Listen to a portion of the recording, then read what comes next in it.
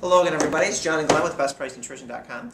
Today we're going to cover a product, Peptibolic by Empyrean Nutrition. Specifically, this product is a PeptiPro product. It includes the ingredient PeptiPro. Want to give us a little quick background on PeptiPro and exactly what it is, and then we can kind of go through some of the effects and how it differs from some of the other amino acid supplements out there. PeptiPro is just, it's a trademark name for hydrolyzed casein protein. What they found is they were able to enzymatically break down casein. They found an enzyme that will break it down every time there is a proline present. Now, amino acids is just a chain of, let's say, 20 amino acids in a row that are all peptide bonded to each other. And they found an enzyme that was able to break down these chains into di and tripeptides, or 2 and 3 amino acid chains. It absorbs very rapidly. Now, when I said hydrolyzed casein, you're probably thinking, no, it's supposed to absorb very slowly. Well, there's no lactose, no fat, and it's actually broken down into di and tripeptides. So essentially, that's what your body breaks food down into before it absorbs it, is those shorter chain, shorter peptide chains. We're seeing more and more research that it does that. Before, I think it was thought that it would break it down into free-form amino acids and then make what we call body proteins. But you've kind of found through a lot of research that it's more breaking it down into shorter chain peptides.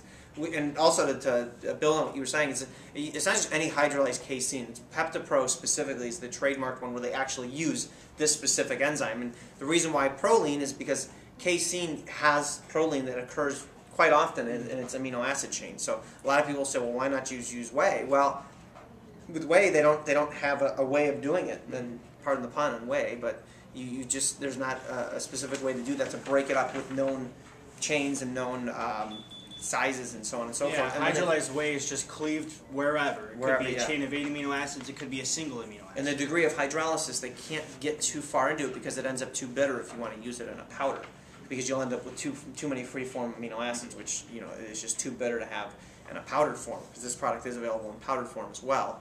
Also, they then do the second step, where they then use endopeptidases, as they call them, to break down any residue, because it's not 100% di and tripeptides, but some of the oligopeptides or free-form amino acids, they get rid of some of that as well. So you get the highest percentage of di and tripeptides that you're going to find on the market.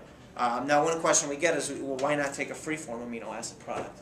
Well, free-form amino acids, your body that's not how your body operates, or not how it absorbs things. It wants to absorb, a peptide-bonded amino acid. You have peptide transport chains along your intestines and colon, and it absorbs.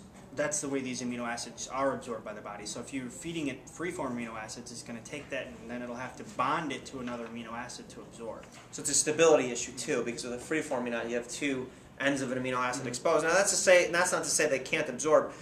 Really what we're talking about is in an environment where there's competitive inhibition, i.e. if there's any other food substances or anything else in your stomach, free-form amino acids can not absorb as well because they're just not as stable.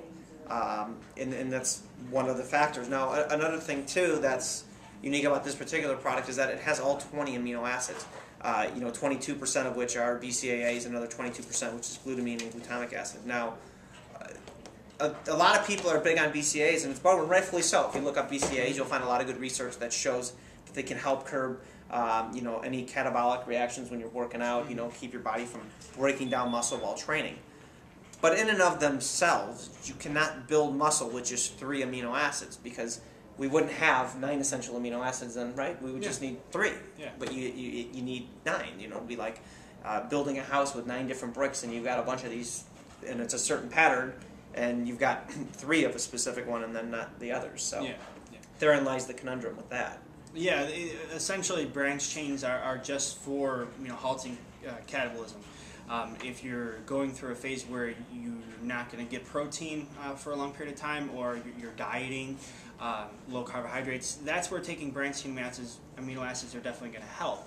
It'll keep your body from using muscle or protein as an energy source. You want to keep that protein going towards rebuilding and repairing muscles. It's a good intra-workout supplement. Now this can take the place of that, would be the theory, because there's a lot of BCAAs, plus you're getting the other amino acids. So not only can you get the anti-catabolic reaction, but you could also build muscle since you do have the other amino acids.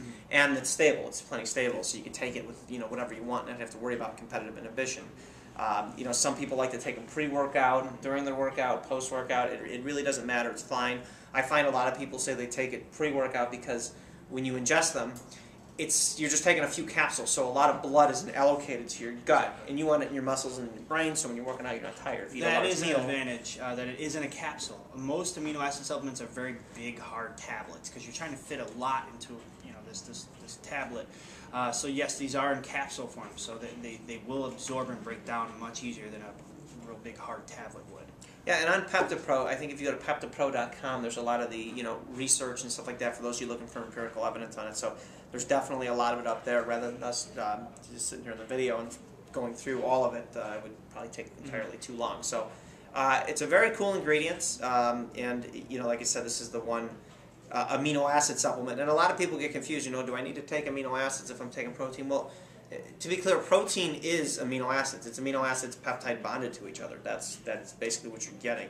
So I know back in there's still companies that are selling liver tablets, and a lot of people take them, but that's kind of a thing of the past. Yeah, liver tablets are iron and B vitamins. Yeah, you're taking a multi. You should get. And you free-form amino acids. It's just you really don't have to take it. You don't have to choke those things down. There's really no good reason. If you're taking good protein powder, you have that covered. If you want the addition of some BCAAs and the other amino acids in a pill form, this is a good way to go. Because again, stability and a rich source of BCAAs, glutamine, and all 20 amino acids. So I hope we covered this well, because we do get a lot of questions. Like I said, about, hey, do I need aminos if I'm taking protein? And to be clear, if you're taking a good protein powder, you should be fine. But if you want to take something like pre-workout or intra-workout, this is a nice, convenient way to get it. So if you guys have any questions further that we can help clear anything up, please go ahead and post them in the blog or in the questions, and we'll be more than happy to answer them. Thank you. Thank you.